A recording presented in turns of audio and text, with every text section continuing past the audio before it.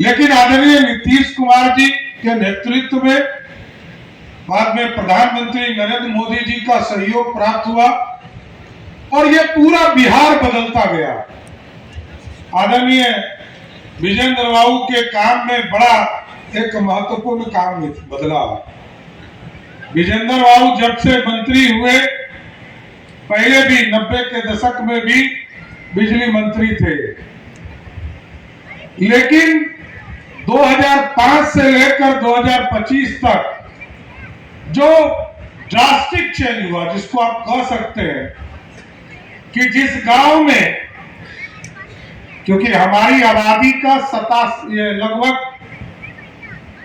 84% बिहार की आबादी गांव में रहती है, और उसमें से जो गांव में लोग रहते थे उनको बिजली नहीं मिलता था।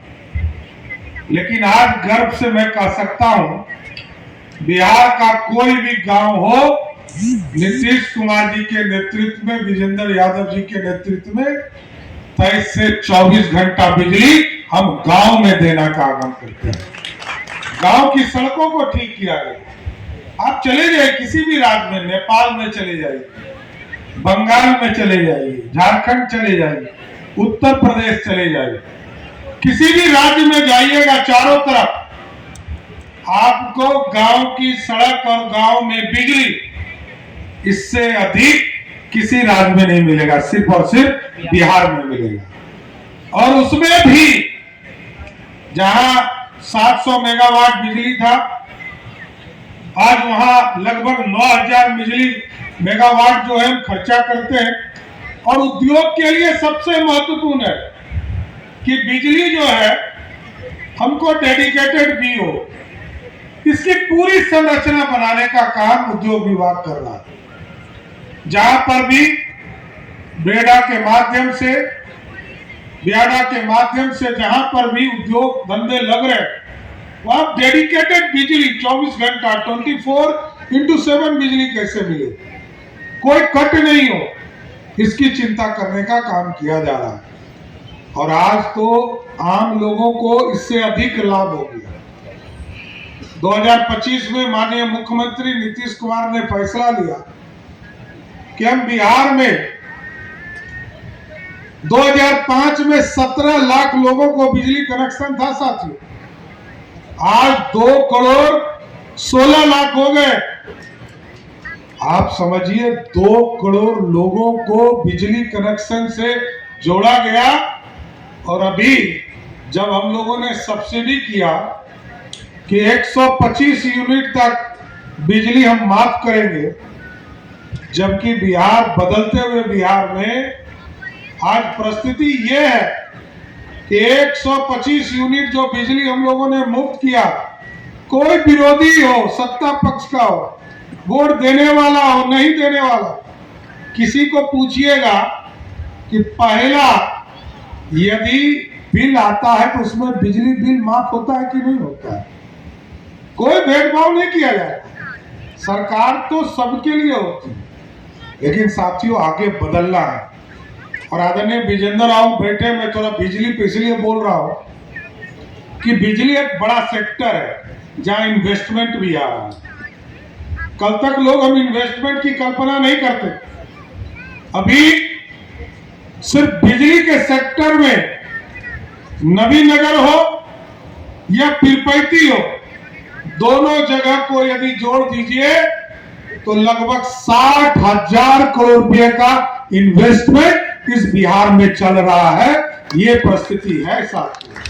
सिर्फ 2 जगह की बात मैंने किया, और इसके बाद तो अभी आदरणीय विजेंद्र बाबू ने एक पॉलिसी हम लोगों को भेजा था, और पॉलिसी सरकार ने तय किया, सोलर पंप स्टोरेज सिस्टम। सबसे महंगा बिजली हम 6 बजे से लेकर 11 बजे रात तक खरीदते हैं, जो लगभग 13.5 रुपया तक जाता है। अभी आदरणीय विजेंद्र बाबू ने इस पूरी व्यवस्था को ठीक किया, और कई जगह पर, अभी हम नवादा में और कई जगह पर हम लोग पावर सोलर सिस्टम के माध्यम से बिजली का उत्पादन करेंगे। और जो रेट अभी है उसके आधे रेट पर बिजली बिहार सरकार उस पंप स्टोरेज से खरीदेगी। और इसका फायदा क्या है?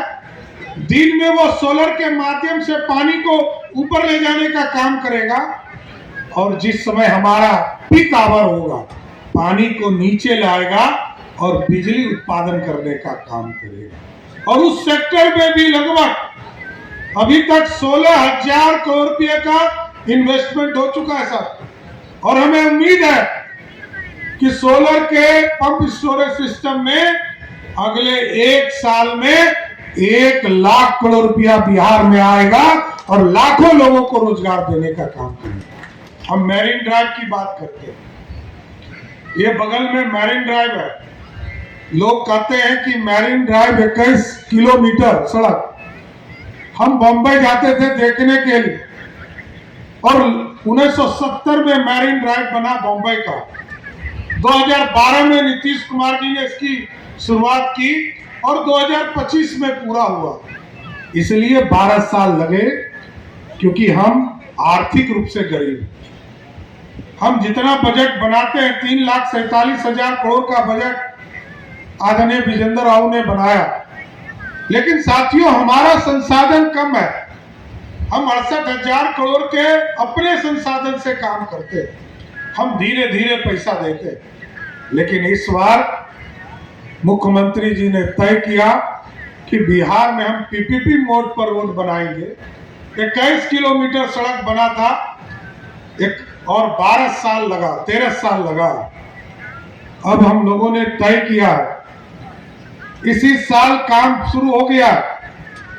आपके दीघा से लेकर कोइलवर तक और मुंगेर के सफियाबाद से लेकर भागलपुर के आगे ममलका तक लगभग 83 किलोमीटर उधर और 39 किलोमीटर इधर। इन दोनों सड़कों को लगभग 125 किलोमीटर जो मैरीन ड्राइव बनेगा उसमें 17,000 करोड़ रुपया खर्चा होगा, उसका 40% ही हमारा लगेगा। और जो हमको 12 साल लगता था हम 3 साल में इस मैरीन ड्राइव को पूरा करने का काम करेंगे साथियों।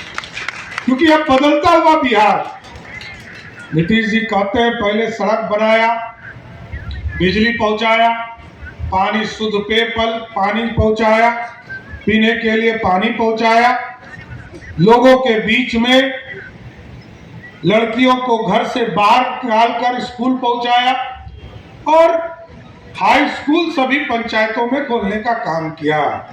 और अब हमारी सरकार मात्र 2 महीने के अंदर जुलाई से 1 जुलाई से नीतीश जी ने तय कर दिया जिस भी ब्लॉक में डिग्री कॉलेज नहीं है सभी ब्लॉक में हम 1 जुलाई से डिग्री कॉलेज खोलने का काम और 6 तरह की पढ़ाई शुरू करने का काम हम लगातार काम करें।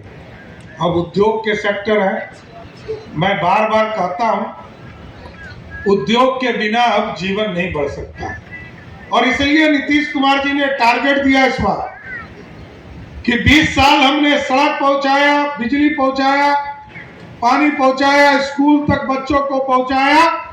अगला 5 साल 1 करोड़ जो बिहार से बाहर जाते हैं रोजगार करने के लिए उनको चिन्हित करके बिहार के अंदर ही रोजगार देने का काम करेंगे और उसके लिए उद्योग लगाएंगे। अभी श्याम स्टील प्लांट को हम लोगों ने दिलीप जी ने उनसे पूछा कि भाई बिहार में कितने स्टील प्लांट है? कहा नहीं है। तो हमने कहा कि क्यों इन्वॉल्वमेंट किया है, हमारे बीच में प्लांट खोलो, जो हमारे यहाँ प्लांट खोलेगा उसी को तो हम इनरोल करेंगे। हमारे यहाँ अभी बता रहे थे विजेंद्र राव की लार्ज स्केल पर सीमेंट हो, छड़ का प्रयोग हो रहा क्योंकि कंस्ट्रक्शन का काम सबसे अधिक हमारे यहाँ होगा। हम विकास में जो पीछे छूटे थे उसको गति के साथ आगे आ गए। अब हमको बिहार में चाहिए। अभी 3 स्टील प्लांट का प्रस्ताव आया। अभी एक साथी ने बताया कि वो लोग स्वयं से चकाई में एक प्लांट लगाने का काम करे जो लगभग 3,000 करोड़ का है। मैं उनका भी स्वागत करता हूं और दिलीप जी से आग्रह करूंगा, उनसे भी बात कीजिए, उनको भी यदि किसी तरह का सहयोग जरूरत पड़े तो उनको भी सहयोग देने का काम करना चाहिए, क्योंकि प्लांट हमको चाहिए, हर हालत में प्लांट चाहिए, उद्योग चाहिए, प्रत्येक डिस्ट्रिक्ट में प्लांट चाहिए। बिहार लोग कहते थे कि लैंड लॉक स्टेट है, यहाँ जमीन नहीं मिलता। अब तो हम लोग जिधर खोज रहे हैं जमीन मिल रहा है और जमीन खरीद भी रहे। वित्त मंत्री जी बैठे हैं यहाँ, लगभग 14,000 करोड़ रुपए का हम लोगों ने प्रस्ताव रखा और आगे 14,000 हेक्टेयर जमीन हम लोग खरीदने का काम कर रहे हैं। तो हर हालत में उद्योग का जाल बिछाना है और जो फूड प्रोसेसिंग यूनिट्स है इसको भी प्राथमिकता देना है।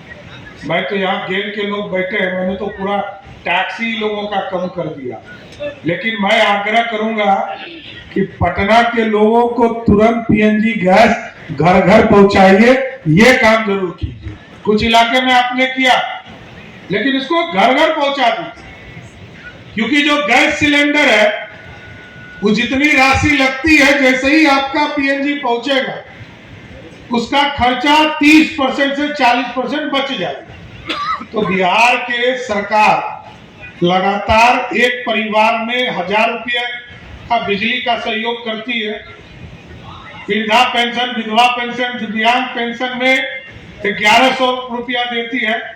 महिलाओं को रोजगार से जुड़ने के लिए अभी 10,000 रुपया हमने 1,81,00,000 बहनों को दिया, आगे भी 2 लाख तक उसको और राशि देना है। तो भाई आप यदि पीएनजी से सहयोग करेंगे तो पीएनजी यदि घर घर पहुंच जाएगा तो हमें भरोसा है कि सभी परिवार को कम से कम 500-500 रुपया तो जरूर बच जाएगा, इसलिए तुरंत पहुंचाइए, बिहार की अर्थव्यवस्था अच्छी हो। इसलिए आज मैं फिर से जितने भी इंडस्ट्रीज आए, आप अपने सोलर के सेक्टर में, बिजली के सेक्टर में, चाहे वो सीमेंट का सेक्टर हो या स्टील का सेक्टर हो, सब लोग आइए, बिहार को बदलना ही है। और भारत तभी बढ़ेगा, तभी विकसित होगा जब बिहार विकसित होगा। और बिहार ऐसा राज्य है साथियों, ये मामूली राज्य नहीं है, ज्ञान की भूमि भी यही है। गौतम बुद्ध जी को भी ज्ञान इसी बिहार की धरती पर हुआ। यहाँ पर आज से 2000 वर्ष पहले यदि 3 यूनिवर्सिटी को आप पहचानते होंगे इतिहास के पन्ने में, एक तो पाकिस्तान चला गया तक्षशिला, लेकिन 2 जो हिंदुस्तान में बचे, नालंदा और विक्रमशिला, दोनों बिहार की धरती पर है साथियों। अब तो स्थापित होना शुरू हो गया। प्रधानमंत्री जी आए थे, मुख्यमंत्री नीतीश कुमार जी ने बताया कि कैसे 2008 से उन्होंने शुरुआत किया और प्रधानमंत्री जी ने विशेष तौर पर आग्रह किया कि नालंदा का यूनिवर्सिटी का नया बिल्डिंग तो हम उद्घाटन कर रहे हैं, लेकिन जो पुराना खंडर है इसको दुनिया को दिखाने का काम कीजिए, क्योंकि दुनिया को ये पता होना चाहिए कि आज से 2000 वर्ष पहले भी बिहार और इस मगध के लोग पढ़ने में सबसे आगे थे और बिहार सबसे श्रेष्ठ हुआ करता था। और आगे जो विक्रमशिला यूनिवर्सिटी है उसको भी स्थापित कर। मैंने अपने कई डिपार्टमेंट्स को कहा, चाहे वो पॉलिटेक्निक कॉलेज खोलने का मामला हो, नर्सिंग कॉलेज खोलने का मामला हो, पारा मेडिकल कॉलेज खोलने का मामला हो, ओपन यूनिवर्सिटी खोलने का मामला हो, मैंने कहा सबको ऑनलाइन कराइए और जो आवेदन देता है उसका जांच कीजिए। कोई यदि आधा काम किया हो बिल्डिंग का तो उसको 1 साल का मान्यता दीजिए, किसी ने पूरा काम किया है तो उसको पूरा मान्यता दीजिए, लेकिन मान्यता देना शुरू कीजिए, क्योंकि ये भी उद्योग है, इसके माध्यम से भी लाखों लोगों को हम जोड़ने का काम कर सकें। आज देखिए कोटा में बिहार के ही बच्चे जाके पढ़ रहे हैं और बिहारी ही पढ़ा रहा है। इसलिए आगे के दिनों में उद्योग का सेक्टर इसको भी बनाना पड़ेगा। हम इसी के लिए हम लोगों ने एजुकेशन सिटी के तौर पर निर्माण की कल्पना की है। अर्बन सेक्टर में थोड़ा सा सहयोग हम लोग को चाहिए, जो BIA और CIA जो है इसमें थोड़ा मदद करे हम लोगों को। अर्बन के सेक्टर में हमको कुछ और नई पॉलिसी लाने की जरूरत है, क्योंकि अर्बन का इलाका हमारा बहुत कम है, 16-17% है, जबकि यदि आप चाहते हैं कि आपका चेहरा अर्बन बने तो कम से कम 50% अर्बन पॉपुलेशन बनाना पड़ेगा। इसलिए मैं BIA और CIA के माध्यम से जरूर आग्रह करूंगा कि इस सेक्टर में थोड़ा पॉलिसी बनाने में हमें सहयोग कीजिए। जबकि हम लोगों ने GCC के लिए पॉलिसी बनाया, सेमीकंडक्टर का पॉलिसी बनाया, उद्योग के पॉलिसी पिछले साल पूरी तरह चेंज करने का काम किया है, और पिछले दशकों में जिसने बिहार में इंडस्ट्री में काम किया है उसको भी बढ़ाने का काम किया जाए। इसलिए आज मैं एक्सपो इस मेला में मैं सबका स्वागत करता हूं कि बिहार की उन्नति में आप सबका सहयोग की जरूरत है। आपके ही ताकत पर बिहार और आगे बढ़ेगा। मैं फिर से एक्सपो में जुड़े हुए सभी टीम को बधाई और धन्यवाद देते हुए अपनी बातों को विराम देता हूं। बहुत बहुत